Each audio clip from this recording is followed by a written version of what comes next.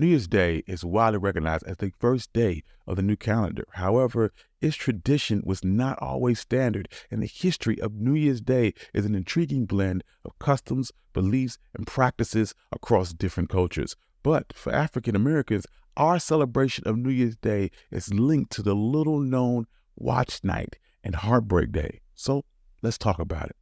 And if you like stories like this, you can find more stories like this at OneMikeHistory.com. Support the channel, my Patreon page, my Buy Me Coffee in the description below. Give us 5 stars on Apple Podcasts, and please support the YouTube channel. But without further ado, let's get started.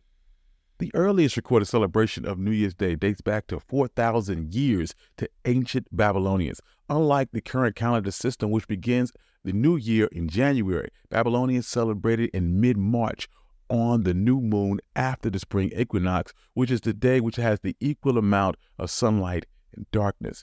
This event was a massive religious festival called a Kinu. It spanned 11 days, during which different rituals and ceremonies were conducted. In 46 BC, Julius Caesar introduced a solar-based calendar known as the Julian calendar, and it replaced the flawed Roman lunar calendar that had been used since the 7th century BC. This new calendar introduced the concept of a leap year, and Caesar declared that January 1st was the first day of the year to honor Janus, which was the Roman god of beginnings and tradition, and was portrayed with two faces facing in opposite directions. While January 1st is accepted as New Year's Day in Rome, many cultures continue to celebrate New Year's Day on different dates that were significant in their own calendar. Usually this involved agrarian or astronomical events. For example, during the Middle Ages, in Western Europe, New Year's Day was celebrated on March 25th, which was the Feast of Annunciation as the beginning of their year. Gradually, Western countries would move back to January 1st. This shift largely occurred due to the Gregorian calendar's adoption, named after Pope Gregory XIII, who introduced this calendar in 1582. The Gregorian calendar aimed to bring about a shift in Christian celebration of Easter closer to the time of year it was observed when the early church was founded. Today, New Year's Day signifies a fresh start and a chance to make changes for the upcoming year. Celebrations differ across cultures, but the common themes are societal gatherings, fireworks, singing, music, parades, and shared meals, as well as a hope for a prosperous and peaceful forthcoming year. However, once again, we have another holiday, which is a double-edged sword for African Americans. Before the Civil War, the first day of the year was often referred to as Hiring Day or Heartbreak Day. These names came about because of the heartbreak of the situation of enslaved people that used to face on the first day of the year. Enslaved individuals were forced to wait and sit in suspense to find out whether or not they were going to be rented out to another family, household, or separated from their own families. This practice of renting them out was alternative to selling a slave and a beneficial way for their white enslavers and hirers to make money. The idea of hiring out an enslaved person was not uncommon in the South. Historian Alexis McCrossan would explain that Hiring Day was a large economic system. Most of these payments and debts were taken care of on New Year's Day. This activity did take place all year long, but it was especially concentrated to New Year's Day. On this day, contracts between buyers and sellers, as well as between enslaved and their owners, could start and end. These agreements would often be conducted between friends and family members, businesses, associates, and enslaved people were sometimes exchanged in town squares, courthouse steps, and even on the side of the road. It's important to remember that enslaved people were viewed not as a human being, but as an investment and an asset, and as such, they could be rented, used as collateral, repossessed, and sold. An enslaved person by the name of Lewis Clark would speak about this in 1848, stating that of all the days of the year, the slaves dreaded New Year's Day worst of any.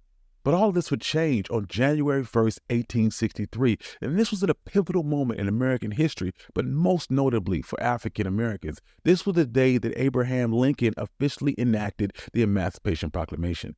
In the summer of 1862, after border states had turned down his offer for compensated emancipation, Lincoln had the realization that the key to winning the Civil War and uniting the country again was directly connected to the issue of slavery. And from that point on, Lincoln decided that dealing with slavery was going to be a crucial part of ending the Civil War. So, in September 22nd, 1862, Lincoln announced the preliminary Emancipation Proclamation. The basic idea behind this was that anyone enslaved in states or parts of states which were still rebelling after January 1st, 1863 would be set free. There was a catch, however. If any Confederate state decided to rejoin the Union before January 1st, their slaves would not be freed.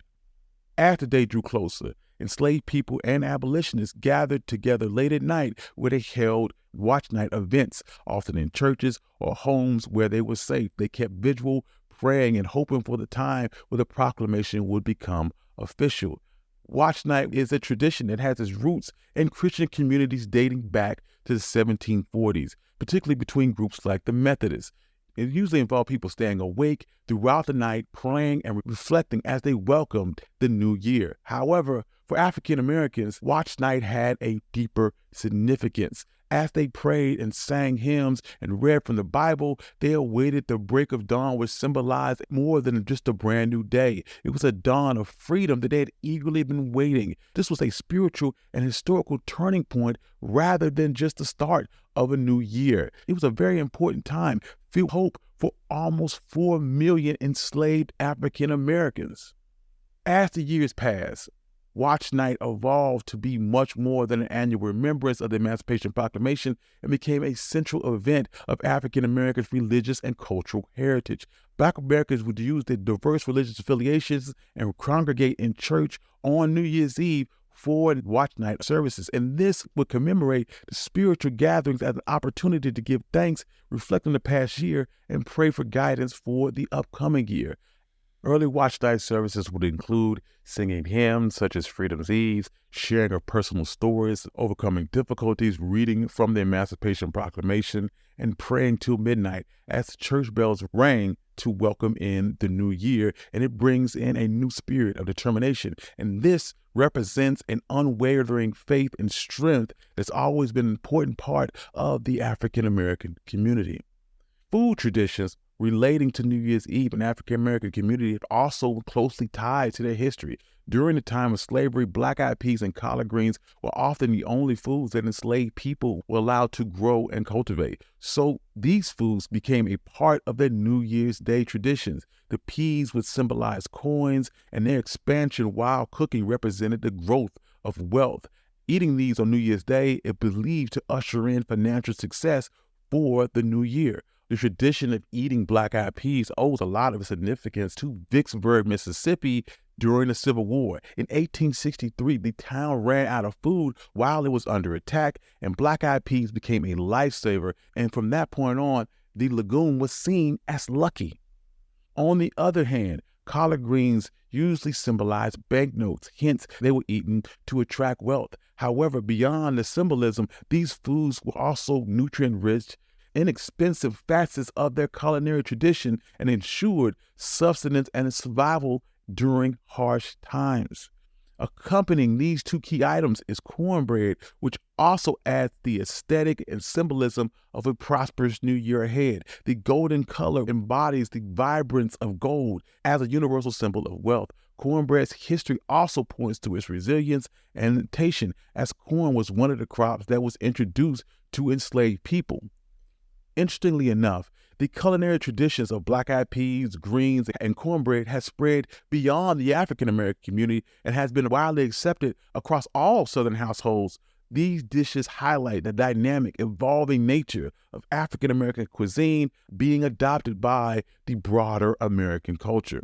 From Heartbreak Day to Watch Night until today, the traditional practices of the Black community has widened considerably. The Black community nationwide have adopted more universal traditions alongside their unique cultural practices. For instance, the idea of first footing, which is the first person to enter a household on New Year's Day, is seen as a bringer of good luck for the new year. That dates back to Northern England during the 8th and 9th century. or making New Year's resolution, which is the universal practice of making a resolution for personal growth and self-improvement. That idea dates back to the earliest celebrations of New Year's Day and the Babylonians. Both of these have significant acceptance within Black communities, and both melded together with African American traditions, making New Year's celebrations a true melting pot of old and new. New Year's Day isn't just about a countdown to midnight or making New Year's resolutions. It's the embodiment of spirit, hope, and determination that's being passed down through generations. Nowadays, these watch night services are a time for praise and to honor one's history, and New Year's Day provides an opportunity to reflect on the past and promote positivity for one's future. Thank you. I'm your host, Country Boy. This has been One Mic Black History. If you like stories like this, you can find more stories like this at OneMicHistory.com. I'd like to thank all my Patreon subscribers. You're wonderful. I appreciate everything that you do. Also, if you like the audio episodes, you can find them every other Friday. And thank you for your support. Peace.